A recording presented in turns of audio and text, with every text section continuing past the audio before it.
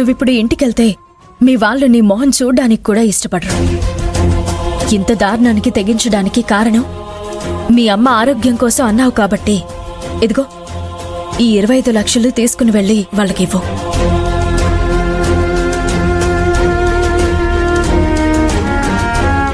తీసుకో బావా. ఈ డబ్బుతో మీ అమ్మకి నయం చేయించు. అప్పుడైనా నీ త్యాగం వాళ్ళకి తెలుస్తుంది. నిన్ను క్షమించి మళ్ళీ కలుపుకుంటారు. తీసుకో. థ్యాంక్స్ కనిష్క. నీకు నేను నష్టం చేసినా నువ్వు నాకు కష్టం తీరుస్తున్నావు, మా కుటుంబాన్ని ఆదుకుంటున్నావు. చాలా చాలా థ్యాంక్స్ కనిష్క.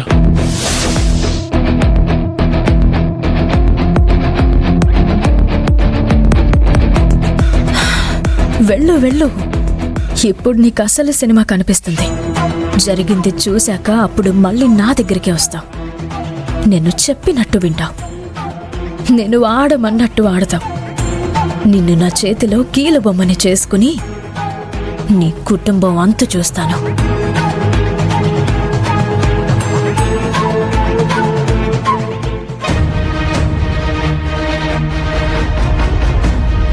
వదినా, ఇంకా ఎందుకు టెన్షన్ పడుతున్నావు? రాహుల్ వాళ్ళు వెళ్లారు కదా. కనిష్కతో కూడా మనం మాట్లాడాం. అన్నయ్య ఈ రోజు ఎలాగైనా ఇంటికి వచ్చేస్తాడు.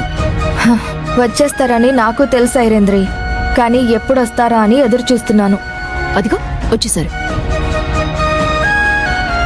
రాహుల్, మీ అన్నయ్య ఎక్కడా? మీ అన్నయ్యని విడిపించుకుని తీసుకొస్తారని వెళ్లారు కదా, మీతో పాటు తీసుకురాలేదేంటి? మేము తీసుకురాలేకపోయాం వదినా.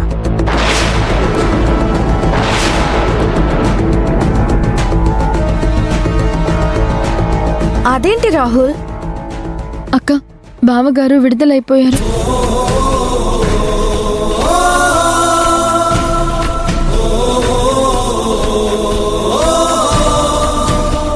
అవునక్క, రాజీవ్ బావగారు రిలీజ్ అయ్యారు. కానీ మేం రిలీజ్ చేయించలేదు.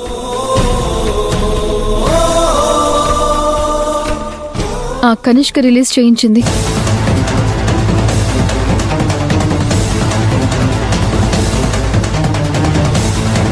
అదేంటమ్మా అవి?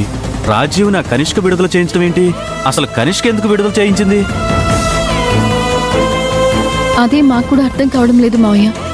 ఎందుకు రిలీజ్ చేయించిందో, మళ్ళీ ఏం ప్లాన్ వేస్తుందో తెలియట్లేదు. ఏంటమ్మా ఇదంతా? అసలు ఆ కనిష్క మన కుటుంబాన్ని ఎందుకు ఇలా వెంటాడుతుంది? మీరేం బాధపడకండి నాన్న. అన్నయ్య అయితే రిలీజ్ అయ్యాడు కదా, ఈ రోజే ఇంటికి వచ్చేస్తాడు.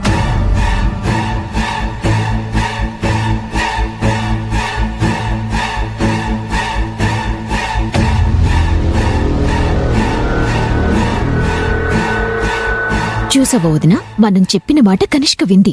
అన్నయ్యని రిలీజ్ చేయించింది. అవును ఐరేంద్రి, ముళ్ళున్న గులాబీకే అందం అన్నట్టు అరెస్ట్ చేయించిన మన మాటకి విలువిచ్చి విడుదల చేయించింది. ఒకసారి కనిష్కకి కాల్ చేయి, మాట్లాడదాం.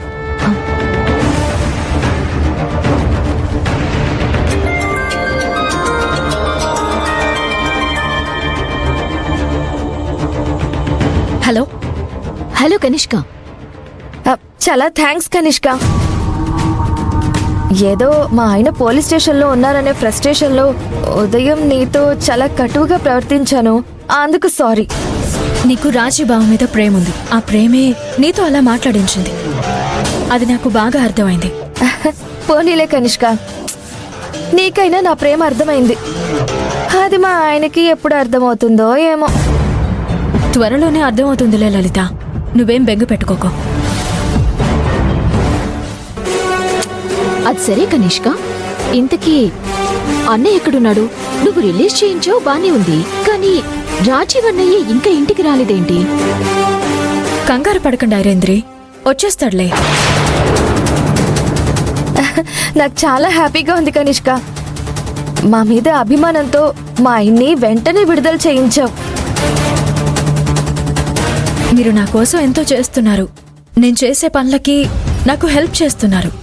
నేను మీకోసం ఈ మాత్రం చేయలేనా? మీరు బాధపడితే నేను బాధపడినట్టే, మీరు సంతోషపడితే నేను సంతోషపడినట్టే.